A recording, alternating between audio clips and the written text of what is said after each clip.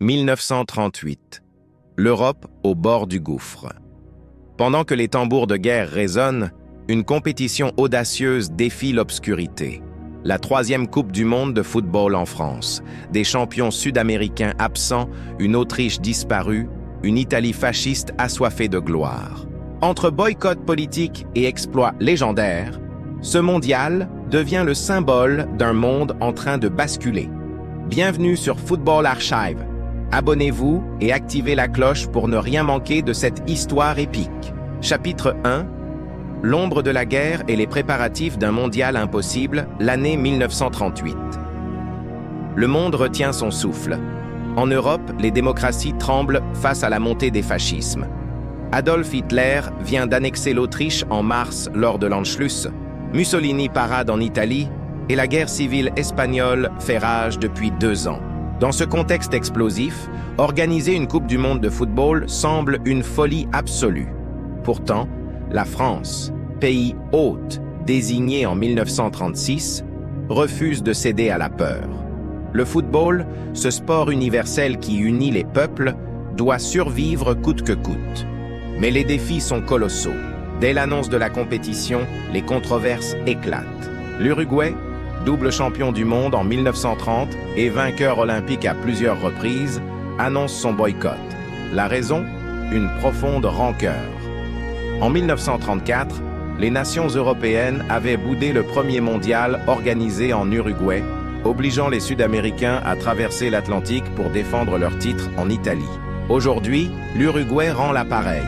Si l'Europe ne respecte pas l'Amérique du Sud, alors l'Amérique du Sud ne viendra pas en Europe. C'est un coup dur pour la FIFA qui voit l'un des géants du football mondial claquer la porte. L'Argentine emboîte le pas. Solidaire avec son voisin uruguayen et déçu par le manque de considération européenne, l'Albiceleste décide également de rester chez elle. 2 mastodontes sud-américains absents. Voilà qui change radicalement la physionomie du tournoi.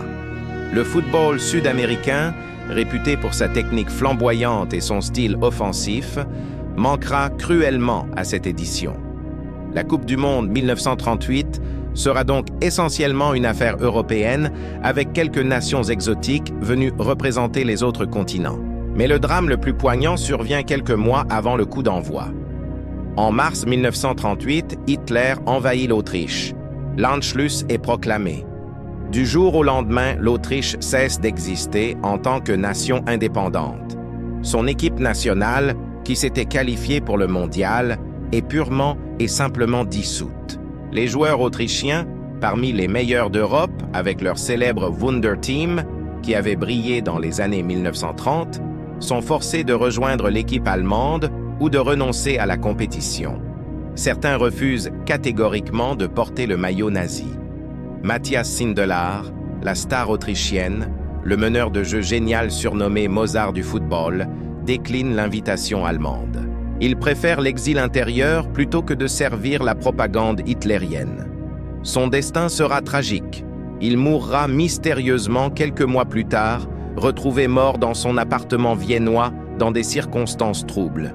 Suicide, assassinat, le mystère reste entier. La Suède, adversaire désigné de l'Autriche au premier tour, se retrouve donc qualifiée d'office. Un forfait qui prive le monde d'un match prometteur et qui symbolise la mainmise nazie sur le sport européen. Le football n'est plus seulement un jeu, il devient un instrument politique, un outil de propagande pour les régimes totalitaires. L'Italie, championne du monde en titre après sa victoire controversée à domicile en 1934, arrive en France avec une mission claire, conserver son titre et glorifier le régime fasciste de Mussolini. La Squadra Azzurra n'est pas qu'une équipe de football, c'est une ambassade sportive du fascisme italien. Mussolini a investi massivement dans le calcio, comprenant que les victoires sportives peuvent galvaniser une nation et légitimer un régime. Les joueurs italiens le savent, perdre n'est pas une option. Le Duce attend d'eux qu'ils prouvent la supériorité italienne sur le terrain. Vittorio Pozzo, le sélectionneur italien, est un tacticien brillant et un homme pragmatique. Il a déjà remporté la Coupe du monde 1934 et les Jeux olympiques de 1936 à Berlin, sous le regard satisfait d'Hitler. Pozzo n'est pas un idéologue fasciste fanatique, mais il sert le régime avec efficacité. Son équipe repose sur une défense de fer, la fameuse catenaccio à l'italienne, et sur des attaquants opportunistes capables de punir la moindre erreur adverse. Silvio Piola, Giuseppe Meazza, Giovanni Ferrari, ces noms deviendront légendes. Mais l'Italie n'est pas seule à porter une charge politique. L'Allemagne nazie, fraîchement enrichie de joueurs autrichiens forcés à l'intégration, arrive également avec les ambitions du Troisième Reich. Hitler, qui a utilisé les Jeux olympiques de Berlin en 1936 comme vitrine propagandiste, voit dans ce mondial une nouvelle opportunité de démontrer la supériorité aryenne. Sepp Herberger, le sélectionneur allemand, doit composer avec cette pression idéologique écrasante. Son équipe mélange des joueurs allemands et autrichiens, une fusion forcée qui manque cruellement de cohésion. Les Autrichiens intégrés jouent sans conviction, le cœur ailleurs, portant un maillot qu'ils détestent. La France, pays hôte, porte quant à elle tous les espoirs d'une nation inquiète. Les Français sentent le souffle de la guerre se rapprocher. L'ambiance est lourde. Pourtant, l'équipe de France dispose d'atouts sérieux. Emmené par son capitaine charismatique Étienne Matler et son attaquant vedette Jean Nicolas, les Bleus espèrent créer l'exploit à domicile. Le sélectionneur Gaston Barreau prône un football offensif, spectaculaire, typiquement français. Mais la concurrence est féroce et l'expérience internationale fait défaut. Le format du tournoi diffère des éditions précédentes. Seulement 15 nations participent, le nombre le plus faible de l'histoire des Coupes du Monde. Pas de phase de groupe. Tout se joue en élimination directe dès le premier tour. Une défaite, et c'est terminé. Cette formule impitoyable ajoute du suspense, mais aussi du stress. Chaque match devient une finale. Les équipes n'ont pas droit à l'erreur. Parmi les outsiders, on trouve la Hongrie, une nation qui monte en puissance. Les Magyars possèdent un football technique et rapide, incarné par György Sarosi, leur capitaine élégant et buteur redoutable. La Tchécoslovaquie, finaliste malheureuse en 1934, revient avec l'espoir de décrocher enfin le titre suprême. Les Tchèques sont organisés, disciplinés et possèdent un collectif solide. Le Brésil fait le voyage transatlantique, représentant fièrement l'Amérique du Sud en l'absence des Argentins et Uruguayens. Les Brésiliens apportent avec eux la samba, le jogo bonito, ce football virevoltant qui commence à faire rêver. Leonidas da Silva, surnommé l'homme caoutchouc pour son incroyable souplesse et ses acrobaties, est la star absolue de cette sélection. Capable de marquer de n'importe quelle position, Leonidas devient rapidement la coqueluche du public français. Mais le Brésil manque encore de régularité et d'expérience pour rivaliser avec les Européens sur la durée. Cuba, la Norvège, la Suisse, la Belgique, les Pays-Bas, la Pologne, la Roumanie et les Indes néerlandaises, actuelle Indonésie, complètent le tableau. Cette dernière équipe marque l'histoire en étant la première nation asiatique à participer à une Coupe du Monde. Malgré leur infériorité technique, les Indonésiens réalisent un exploit en se qualifiant et prouvent que le football dépasse les frontières. Les stades français se préparent à accueillir cette compétition hors norme. Le Parc des Princes à Paris, le stade olympique Yves du Manoir à Colombes, le stade Vélodrome de Marseille, le stade de la Méno à Strasbourg, tous ces temples du football s'apprêtent à vibrer. Les autorités françaises ont investi pour moderniser les infrastructures, conscientes que ce mondial pourrait être le dernier avant longtemps si la guerre éclate. L'ambiance dans les rues parisiennes est étrange. D'un côté, l'excitation sportive monte progressivement. Les cafés débattent des favoris, les journaux multiplient les pronostics, les affiches colorées du tournoi ornent les murs. De l'autre, l'angoisse de la guerre plane. Les gens suivent avec inquiétude les nouvelles d'Allemagne, d'Autriche, d'Espagne. Beaucoup se demandent si ce mondial ne sera pas le dernier moment de joie avant l'apocalypse. Le tirage au sort réserve des affiches alléchantes dès le premier tour. Italie contre Norvège, France contre Belgique, Allemagne contre Suisse, Brésil contre Pologne, Tchécoslovaquie contre Pays-Bas, Hongrie contre Inde néerlandaise, Cuba contre Roumanie. Chaque match est une finale. Pas de match nul possible. En cas d'égalité, une prolongation sera jouée et, si nécessaire, une séance de tir au but ou un match d'appui quelques jours plus tard. Les joueurs italiens défilent en faisant le salut fasciste. Les Allemands arbordent fièrement la croix gammée sur leur maillot. Ces images choquent déjà certains observateurs, mais la FIFA reste silencieuse, prisonnière de sa neutralité diplomatique. Les entraînements commencent. Chaque nation affine ses stratégies, teste ses compositions, étudie ses adversaires. Les espions pullulent autour des terrains d'entraînement. En 1938, l'analyse vidéo n'existe pas. Il faut observer directement les équipes pour déceler leurs points faibles. Les sélectionneurs envoient des émissaires assister aux séances adverses, prendre des notes, rapporter des informations précieuses. La veille du coup d'envoi, une cérémonie officielle est organisée à Paris. Les délégations défilent sur les Champs-Élysées sous les applaudissements d'une foule nombreuse mais nerveuse. Le président français Albert Lebrun prononce un discours vibrant, célébrant le sport comme vecteur de paix et de fraternité entre les peuples. Ces mots sonnent presque désespérés face à la réalité géopolitique. Mais pour quelques instants, la magie opère. Les joueurs de toutes nationalités se mélangent, échangent, rient ensemble. Le football accomplit ce miracle éphémère, faire oublier les différences. Le 4 juin 1938, tout est prêt. Les stades sont bondés, les journalistes internationaux ont pris position, les équipes sont sur le pied de guerre. La 3e Coupe du monde de football va débuter dans un contexte historique unique. Personne ne sait encore que ce sera le dernier mondial avant 12 longues années.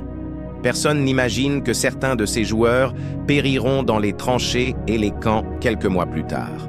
Pour l'instant, seul le football compte et le spectacle peut commencer. Chapitre 2. Le spectacle commence. Premier tour et révélation. Le 4 juin 1938, à 15 heures précises, le coup de sifflet initial résonne au Parc des Princes. La Coupe du Monde est lancée.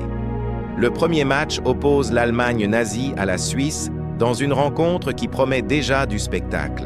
Les Allemands, arborant fièrement la croix gammée sur leur poitrine, entrent sur le terrain sous les huées d'une partie du public parisien. La France accueille toutes les nations, mais l'antifascisme est fort dans la capitale, et beaucoup de spectateurs ne cachent pas leur hostilité envers le régime hitlérien. Le match démarre sur un rythme endiablé. La Suisse, grande outsider du tournoi, surprend immédiatement. Les Helvètes jouent avec audace, sans complexe face à la machine allemande. Contre toute attente, ce sont les Suisses qui ouvrent le score. Le stade explose de joie. Un but contre l'Allemagne nazie, c'est déjà une victoire symbolique. Mais les Allemands, piqués au vif, réagissent avec force. Leur football est mécanique, efficace, brutal parfois. Ils égalisent rapidement, puis prennent l'avantage. Pourtant, les Suisses refusent d'abdiquer. Ils reviennent au score, puis reprennent même l'avantage. Le match devient fou, complètement ouvert, avec des occasions de part et d'autre. À la mi-temps, le score est de 1-1, mais l'intensité du jeu annonce une seconde période explosive. Et elle le sera. Les buts pleuvent. La Suisse mène 2-1, puis 3-2, puis l'Allemagne égalise à 3-3, puis passe devant 4-3. C'est une bataille sans merci. Les joueurs autrichiens incorporés dans l'équipe allemande semblent jouer avec réticence. Leur langage corporel trahit leur malaise. Ils exécutent les consignes sans passion, sans l'âme qui animait le Wonder Team autrichien. Finalement, au terme d'un match dantesque, l'Allemagne arrache la victoire 4-2 en prolongation après un score de 1-1 à la fin du temps réglementaire. Mais cette victoire laborieuse révèle les faiblesses allemandes. La fusion forcée entre Allemands et Autrichiens ne fonctionne pas. L'équipe manque cruellement de cohésion. Le lendemain, au stade Vélodrome de Marseille, un autre choc attend les spectateurs. Brésil contre Pologne, l'Amérique du Sud contre l'Europe de l'Est. Leonidas da Silva, la star brésilienne, entre sur le terrain comme une rockstar. Sa réputation l'a précédé. Les Français ont entendu parler de cet attaquant qui marque des buts impossibles, qui tire en retournée acrobatique, qui dribble 3 adversaires dans un mouchoir de poche. Le public marseillais, toujours amateur de beaux jeux, attend le spectacle. Et Leonidas ne déçoit pas. Dès les premières minutes, il illumine la rencontre. Son premier but est une merveille. Un contrôle orienté de la poitrine, un dribble court qui élimine 2 défenseurs polonais et une frappe puissante qui transperce le gardien. 1-0 pour le Brésil. Le Vélodrome est debout, mais les Polonais ne sont pas venus en touristes. Emmenés par Ernest Wilimowski, leur buteur prolifique, ils égalisent rapidement. Wilimowski est un attaquant complet, puissant physiquement et redoutable de la tête. Il terrorise la défense brésilienne. Le match s'emballe. Leonidas marque un 2e but, puis un 3e. Un triplé magnifique. Le Brésil mène 3-1 et semble filer vers une victoire tranquille. Mais voilà que Wilimowski sort de sa boîte et inscrit à son tour un doublé. 3-3. Le stade est en délire. Ce match devient légendaire en temps réel. Personne n'a jamais vu ça. Les 2 équipes attaquent sans relâche, oubliant presque la défense. C'est du football total avant l'heure. Dans les dernières minutes du temps réglementaire, Leonidas inscrit son 4e but personnel. 4-3 pour le Brésil. Mais incroyablement, Wilimowski égalise une nouvelle fois dans les arrêts de jeu. 4-4. Le match part en prolongation. Les joueurs sont épuisés, mais l'adrénaline les maintient debout. Et là, dans cette prolongation haletante, le Brésil trouve les ressources pour marquer 2 buts supplémentaires. Victoire finale 6-5. 11 buts en un seul match. Leonidas termine avec 4 réalisations. Wilimowski en inscrit également 4 pour la Pologne malgré la défaite. C'est le match le plus fou de l'histoire des Coupes du Monde à ce jour. Les joueurs polonais quittent le terrain en larmes, applaudis par le public marseillais debout. Ils ont perdu, mais ils ont livré une bataille homérique. À Paris, la France fait son entrée en lice face à la Belgique. Le pays hôte ne peut pas se permettre de décevoir. Le Parc des Princes est bondé. La tension est palpable. Les Bleus démarrent nerveusement, intimidés par l'enjeu. Les Belges, solides et organisés, résistent bien et créent même des occasions dangereuses. À la mi-temps, le score est toujours vierge. Le public français commence à s'inquiéter. Et si les Bleus tombaient dès le premier tour? L'humiliation serait totale. Heureusement, Jean-Nicolas, l'attaquant vedette français, débloque la situation en seconde période. Il inscrit un but magnifique après une action collective superbement construite. Le Parc des Princes explose de joie. Les drapeaux tricolores s'agitent frénétiquement. Les Bleus reprennent confiance et doublent la mise quelques minutes plus tard. Victoire 3-1 pour la France. Le pays hôte est qualifié pour les quarts de finale. Le soulagement est immense. Les joueurs français célèbrent avec leur public, conscients d'avoir évité le pire. En parallèle, d'autres rencontres dessinent progressivement le tableau du tournoi. L'Italie, grande favorite, affronte la Norvège dans un match que tout le monde prédisait à sens unique. Mais les Norvégiens, équipe modeste mais courageuse, résistent farouchement. Ils défendent avec héroïsme, multipliant les interventions désespérées. Piola et Meazza, les stars italiennes, butent sur un gardien norvégien en état de grâce. Le match reste bloqué 0-0 après le temps réglementaire. La prolongation devient nécessaire. Vittorio Pozzo, le sélectionneur italien, fulmine sur le banc. Comment son équipe, bourrée de talent et double championne olympique, peut-elle être tenue en échec par la Norvège? Mussolini suit le match depuis Rome et sa colère sera terrible en cas de défaite. Finalement, à bout de souffle, l'Italie arrache un but libérateur en prolongation. 1-0. Victoire étriquée, mais victoire quand même. Les Italiens sont qualifiés, mais ils ont eu très chaud. Cette performance inquiétante révèle que la Squadra Azzurra n'est pas invincible. La Tchécoslovaquie, elle, ne tremble pas. Face aux Pays-Bas, les Tchèques déroulent leur football méthodique et efficace. Victoire convaincante 3-0. Leur capitaine, František Planička, considéré comme l'un des meilleurs gardiens du monde, n'a pratiquement rien eu à faire. La défense tchèque est un mur. L'équipe avance tranquillement vers les phases finales.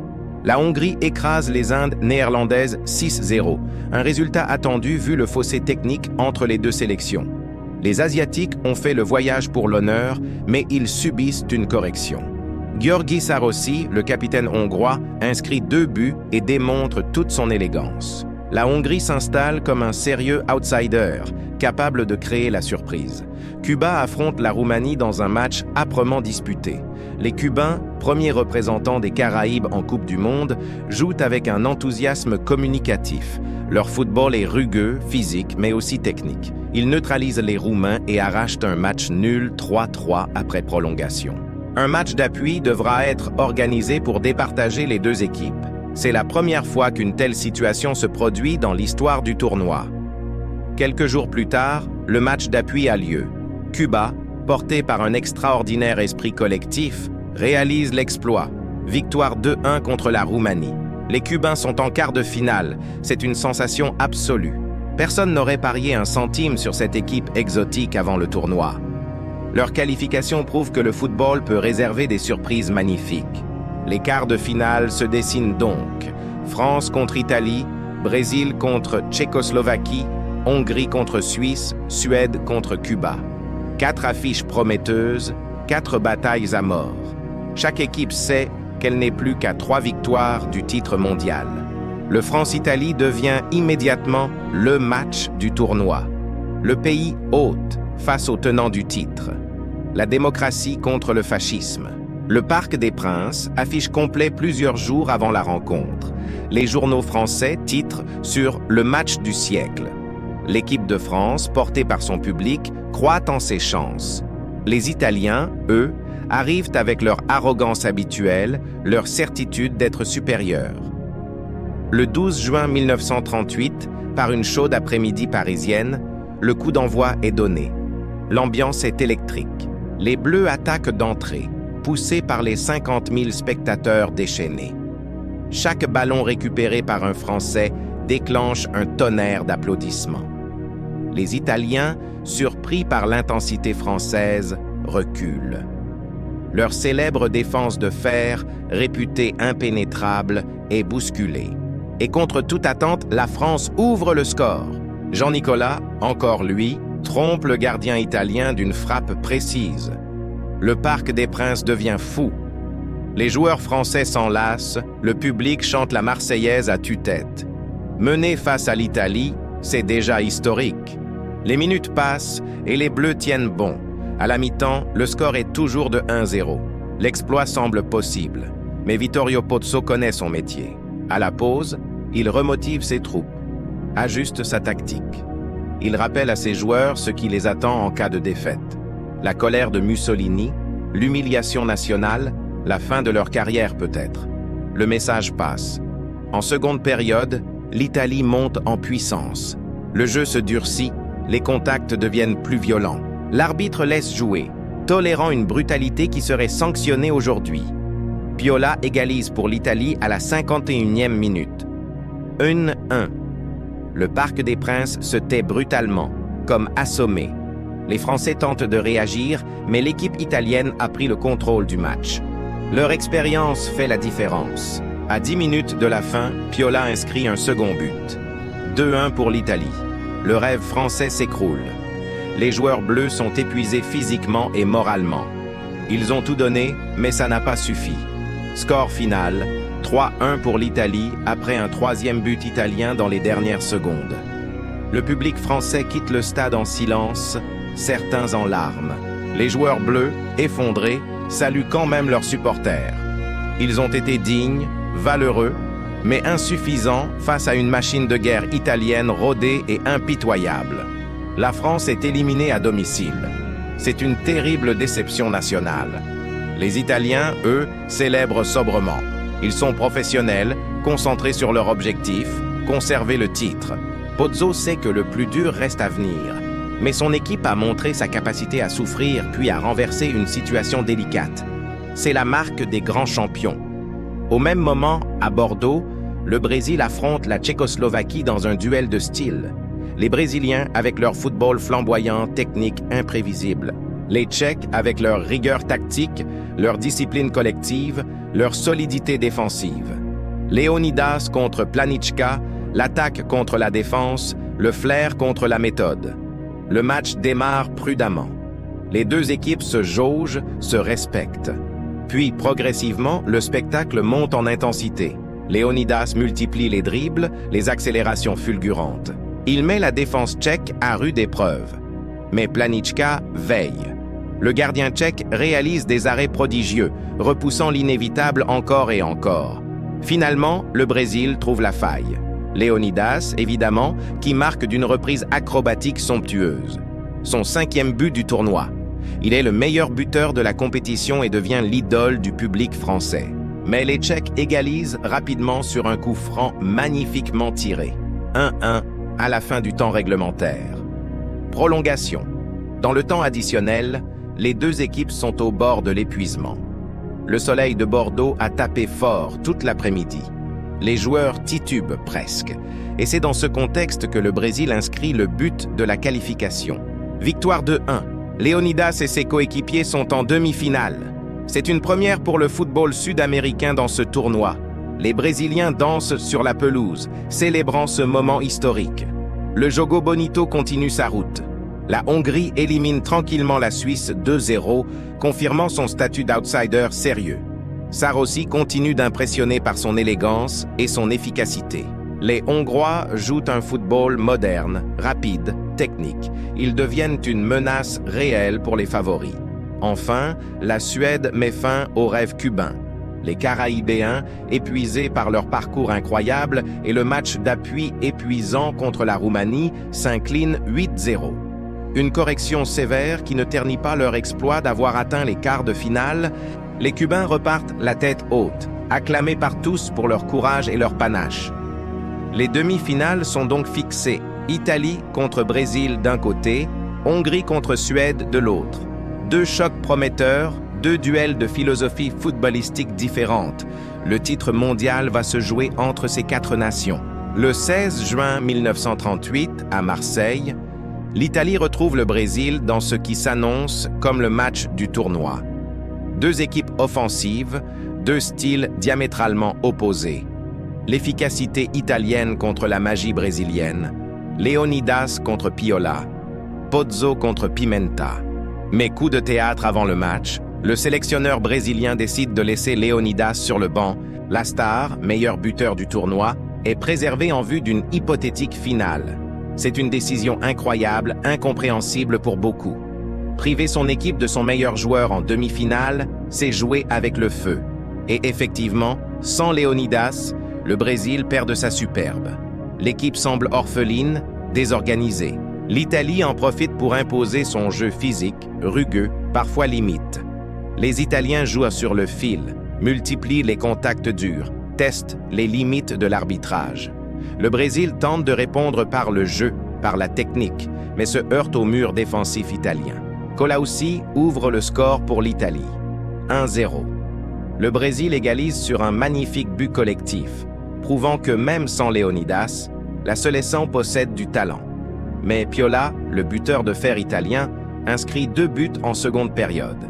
L'Italie mène 3-1 et contrôle la rencontre. Le Brésil réduit le score à 3-2 dans les dernières minutes. Meazza ajoute un 4e but italien. Score final, 4-2. L'Italie est en finale. Les Brésiliens sont effondrés. La décision de laisser Leonidas sur le banc restera comme l'une des plus grandes erreurs tactiques de l'histoire du football. Le joueur lui-même est inconsolable. Il pleure dans les vestiaires, conscient qu'il ne disputera jamais de finale de Coupe du Monde. À 26 ans, il était au sommet de son art et une décision absurde l'a privé de gloire éternelle. L'autre demi-finale, entre Hongrie et Suède, est également spectaculaire. Les Hongrois dominent largement et s'imposent 5-1. Sarossi inscrit un triplé somptueux, confirmant son statut de meilleur joueur hongrois. La Hongrie est en finale pour la première fois de son histoire. C'est une nation en liesse. Budapest célèbre déjà comme si le titre était acquis. La finale est donc fixée. Italie contre Hongrie. Le tenant du titre face à l'outsider ambitieux. Le Calcio contre le football danubien. 2 écoles, 2 visions, un seul vainqueur possible. Le 19 juin 1938, au stade olympique de Colombes, devant 45 000 spectateurs, la 3e finale de l'histoire des Coupes du Monde va se jouer. Le monde retient son souffle. Dans quelques heures, une nation soulèvera le trophée Jules Rimet. Vous ne pouvez pas manquer la suite. abonnez-vous à Football Archive et mettez un like pour découvrir l'épilogue incroyable de cette Coupe du Monde historique. Le chapitre 3 arrive très bientôt avec la finale légendaire. Chapitre 3, la finale du destin et l'héritage d'un mondial au bord du gouffre. Le 19 juin 1938, le soleil se lève sur Paris avec une luminosité particulière. C'est le jour de la finale, Italie contre Hongrie.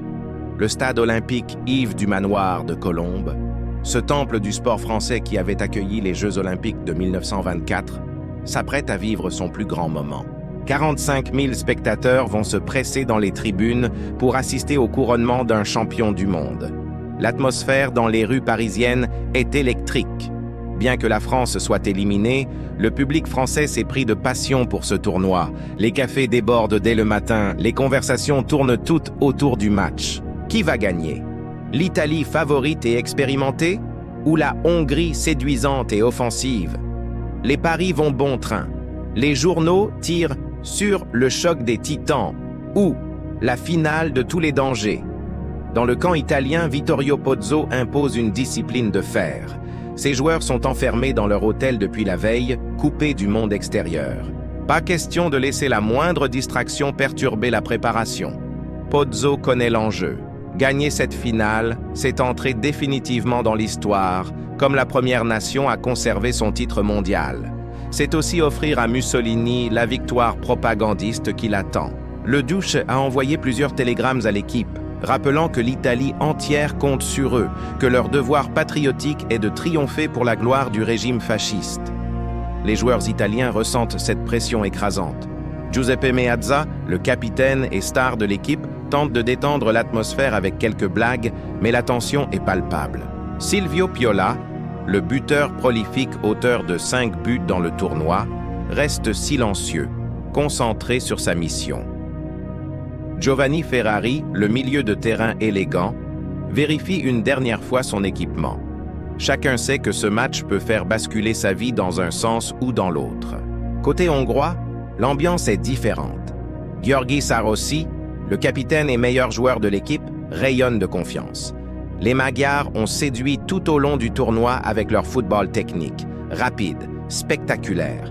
Ils ont marqué 11 buts en 4 matchs, démontrant une puissance offensive redoutable.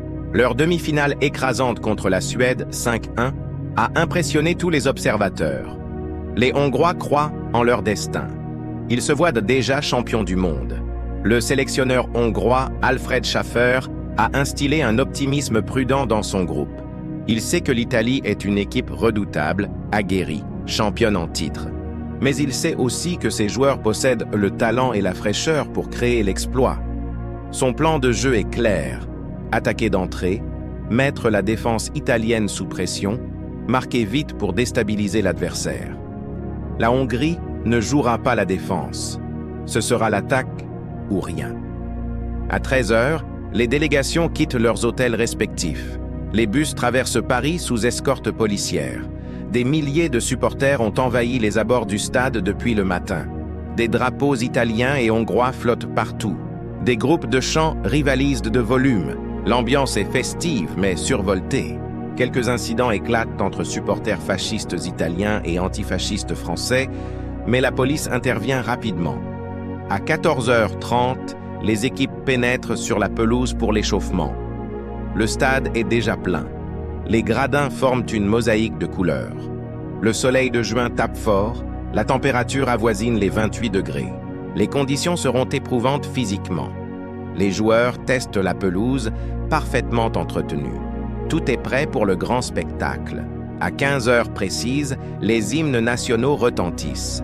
D'abord l'hymne hongrois, chanté avec ferveur par les supporters magyars présents en nombre.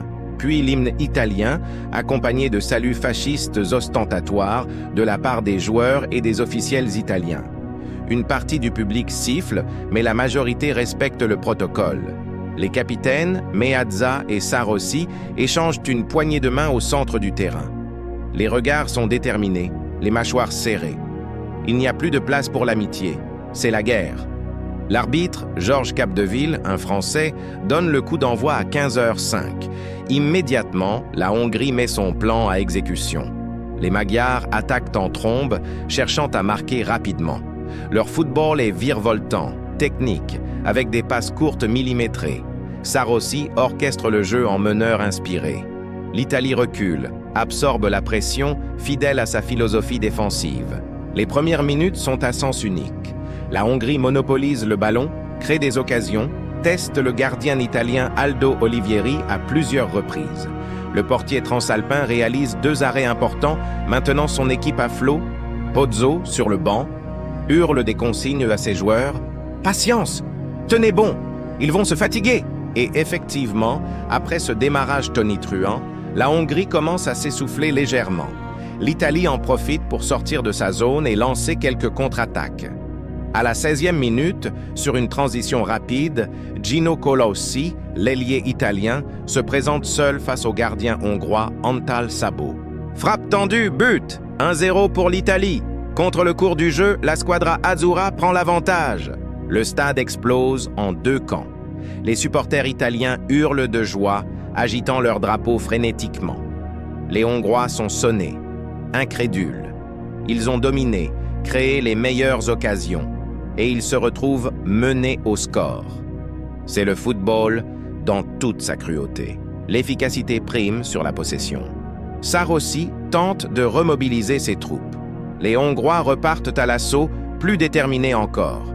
Ils bombardent la surface italienne, multiplient les centres, les tirs de loin. Mais la défense transalpine tient bon. Les défenseurs italiens jouent avec leur corps, leur expérience, leur intelligence tactique. Ils coupent les trajectoires, anticipent les passes, gagnent les duels aériens.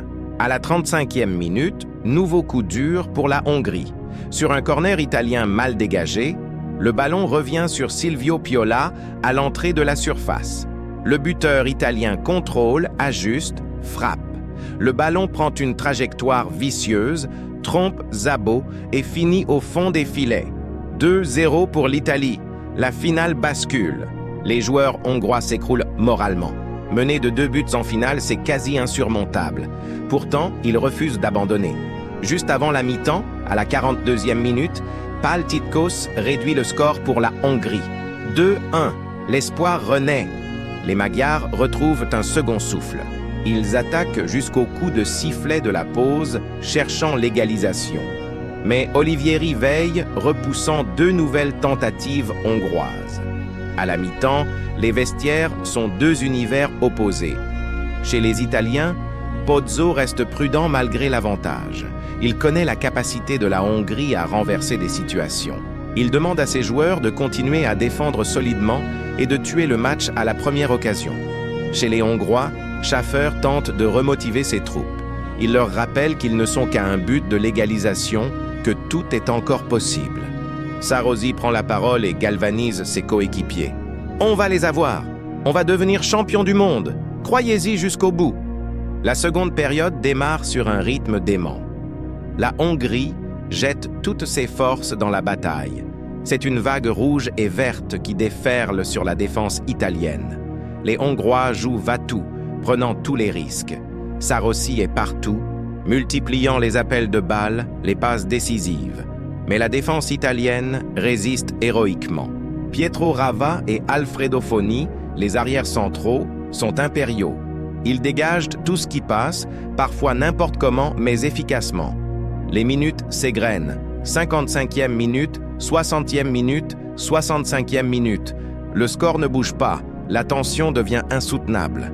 Les supporters hongrois supplient leur équipe de marquer. Les Italiens prient pour que le temps passe plus vite. Sur le banc, Pozzo ne tient plus en place. Il marche de long en large, donnant des consignes que personne n'entend dans le vacarme du stade. À la 70e minute, coup de théâtre. Sur une contre-attaque fulgurante italienne, Gino Colossi se retrouve à nouveau seul face au gardien hongrois. Cette fois, il ne tremble pas. Frappe puissante, but, 3-1 pour l'Italie, c'est le coup de grâce. Colossi inscrit son 2e but de la finale et assomme définitivement les espoirs hongrois. Les joueurs italiens explosent de joie. Ils savent que cette fois, c'est terminé. La Hongrie n'aura pas le temps de revenir. Colossi est porté en triomphe par ses coéquipiers. Sur le banc, Pozzo laisse enfin échapper un sourire. Dans quelques minutes, il deviendra le premier sélectionneur de l'histoire à remporter 2 Coupes du Monde consécutives. Mais l'Italie n'en a pas fini. À la 82e minute, alors que la Hongrie est complètement démoralisée et désorganisée, Silvio Piola enfonce le clou. Il récupère un ballon mal repoussé à 25 mètres du but et déclenche une frappe monstrueuse qui transperce littéralement Szabo. 4-1! C'est le score final qui restera dans l'histoire. Les dernières minutes sont un long calvaire pour les Hongrois. Certains joueurs pleurent déjà sur le terrain. Sarossi, le capitaine, continue de courir par fierté, mais le cœur n'y est plus. Lorsque l'arbitre siffle la fin du match, c'est une explosion de joie du côté italien et une désolation absolue du côté hongrois. Les joueurs transalpins s'enlacent, se jettent les uns sur les autres, formant une pyramide humaine au centre du terrain. Pozzo est submergé par ses protégés qui le portent en triomphe. Meazza, les bras levés au ciel, savoure ce moment de gloire absolue. Piola, auteur d'un doublé en finale et meilleur buteur du tournoi avec 5 réalisations au total, est déjà entré dans la légende. Les Hongrois, dignement, viennent féliciter les vainqueurs. Sarossi et Meazza échangent un long accolade. Les 2 capitaines ont livré une bataille épique et le respect mutuel est immense. Les joueurs hongrois quittent le terrain en larmes, applaudis chaleureusement par le public français qui reconnaît leur valeur et leur panache tout au long du tournoi. La cérémonie de remise du trophée se déroule au centre de la pelouse. Jules Rimet, le président de la FIFA et créateur de la Coupe du Monde, remet personnellement le trophée qui porte son nom à Giuseppe Meazza. Le capitaine italien soulève la coupe en or massif sous les flashs des photographes et les acclamations du public. Les joueurs italiens font ensuite un tour d'honneur, le trophée passant de main en main. Ils chantent, dansent, savourent cet instant magique. Dans les tribunes officielles, les dignitaires fascistes italiens présents exultent. Ils voient déjà la propagande qu'ils vont pouvoir faire avec cette victoire. À Rome, Mussolini reçoit la nouvelle par télégramme et ordonne immédiatement des festivités nationales.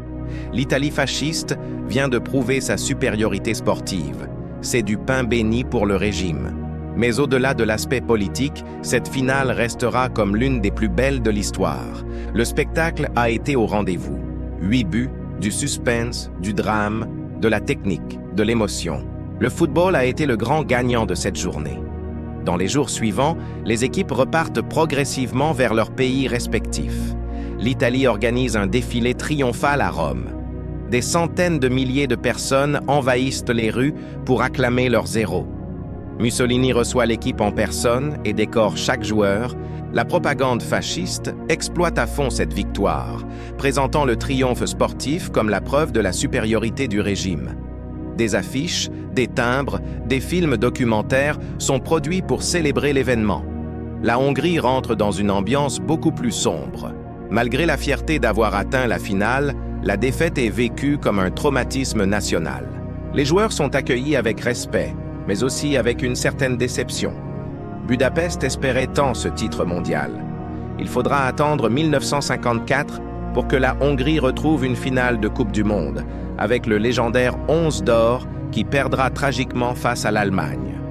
Le Brésil, malgré son élimination frustrante en demi-finale, rentre avec un sentiment mitigé. Leonidas da Silva, meilleur buteur du tournoi avec 8 buts, devient un héros national. Mais la décision de l'avoir laissé sur le banc en demi-finale reste un sujet de débat brûlant. Le sélectionneur Ademar Pimenta est critiqué, accusé d'avoir gâché la chance historique du Brésil. Cette amertume restera longtemps ancrée dans la mémoire collective brésilienne. La France tire un bilan positif malgré l'élimination en quart. Le tournoi a été un succès d'organisation. Les stades ont fait le plein, l'ambiance a été festive, les matchs spectaculaires. Le public français a découvert des joueurs extraordinaires comme Leonidas, Sarossi, Piola. Le football a gagné en popularité dans le pays. Pourtant, cette Coupe du Monde restera à jamais marquée par le contexte historique dramatique dans lequel elle s'est déroulée. Car à peine 3 mois après la finale, en septembre 1938, la crise des Sudètes éclate. Hitler menace d'envahir la Tchécoslovaquie. La conférence de Munich aboutit à un accord humiliant pour les démocraties occidentales qui abandonnent les Tchèques aux appétits nazis. Le spectre de la guerre se rapproche inexorablement. En mars 1939, Hitler viole les accords de Munich et envahit la Tchécoslovaquie. L'équipe nationale tchèque, qui avait brillé en atteignant les demi-finales du mondial, est dissoute. František Planička, le légendaire gardien, prend sa retraite, refusant de jouer sous occupation nazie. Beaucoup de joueurs tchèques choisissent l'exil.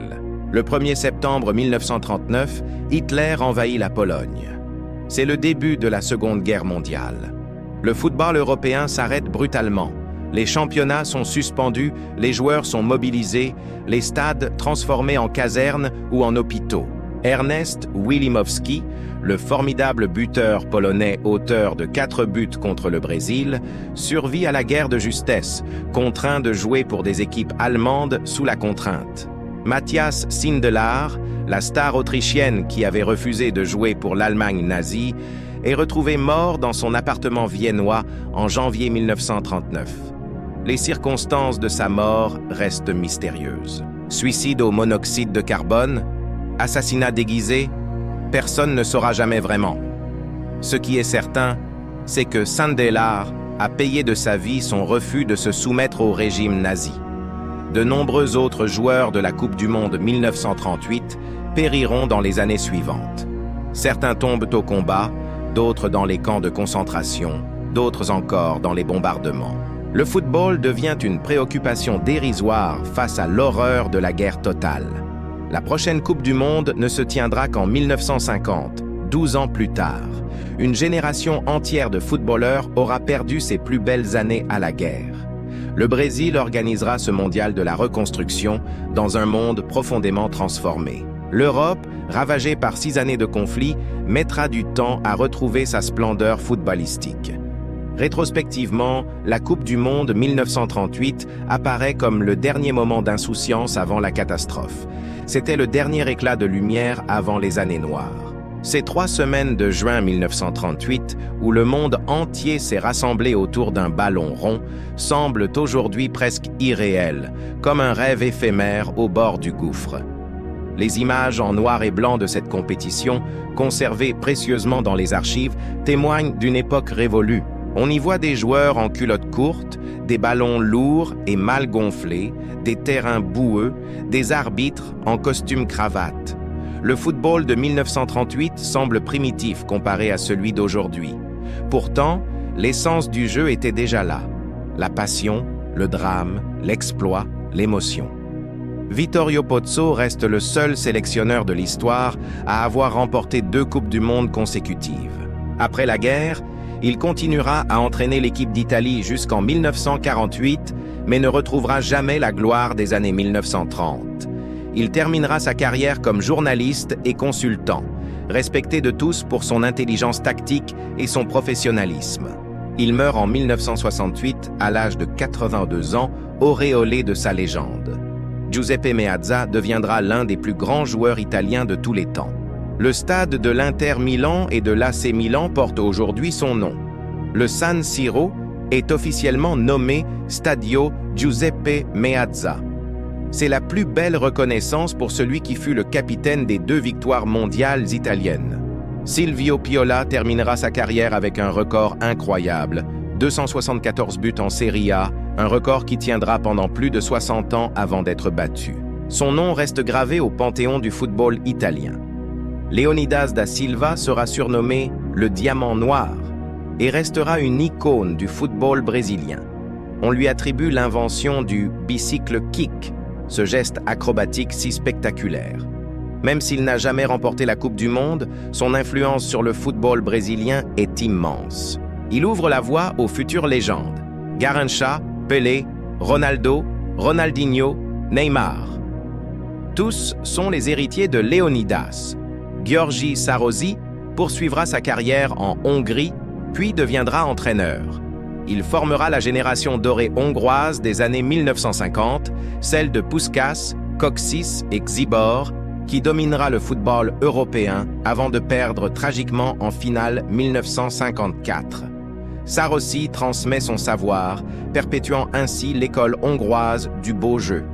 La Coupe du Monde 1938 laisse un héritage ambigu. Sur le plan sportif, ce fut un succès. Le spectacle a été magnifique, les buts nombreux, les émotions fortes. Le football a prouvé sa capacité à rassembler les peuples au-delà des frontières.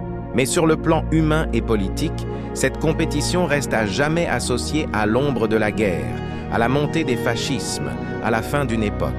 Aujourd'hui encore, quand les historiens du football évoquent France 1938, ils ne peuvent s'empêcher de penser à ce qui allait suivre.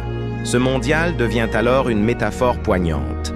La dernière fête avant l'apocalypse, le dernier sourire avant les larmes, le dernier match avant que le monde ne sombre dans l'horreur. 87 ans plus tard, le football a survécu.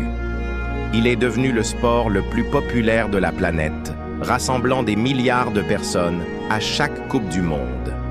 Les terrains se sont modernisés, les joueurs sont devenus des athlètes de haut niveau, la technologie a révolutionné le jeu.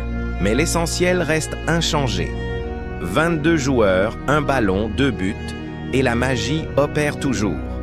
La Coupe du Monde 1938 nous rappelle que le football n'est jamais totalement innocent. Il reflète son époque, avec ses beautés et ses laideurs, ses espoirs et ses tragédies. C'est un miroir de l'humanité dans toute sa complexité. Et c'est précisément pour cela qu'il continue de nous fasciner, génération après génération. Alors que le monde moderne fait face à de nouveaux défis, pandémie, crise climatique, tensions géopolitiques, le football reste ce langage universel qui nous unit malgré nos différences. Chaque Coupe du Monde est l'occasion de célébrer cette communion planétaire autour d'un ballon rond. C'est l'héritage le plus précieux de France 1938. La preuve que même dans les moments les plus sombres, le football peut apporter un peu de lumière, un peu d'espoir, un peu de beauté. L'histoire de la 3e Coupe du Monde s'achève ici, mais son écho résonne encore aujourd'hui dans chaque stade, dans chaque match, dans chaque but marqué. C'était il y a presque un siècle, mais c'était hier. C'était le football d'une autre époque, mais c'est le même football que nous aimons aujourd'hui. C'était France 1938, la Coupe du Monde au bord du gouffre.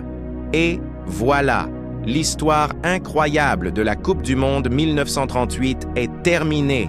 Si vous avez aimé cette saga épique, abonnez-vous à Football Archive, mettez un gros like et partagez cette vidéo avec tous les passionnés de football et d'histoire. Dites-moi en commentaire quelle Coupe du Monde vous voulez découvrir ensuite. On se retrouve très bientôt pour de nouvelles légendes du football.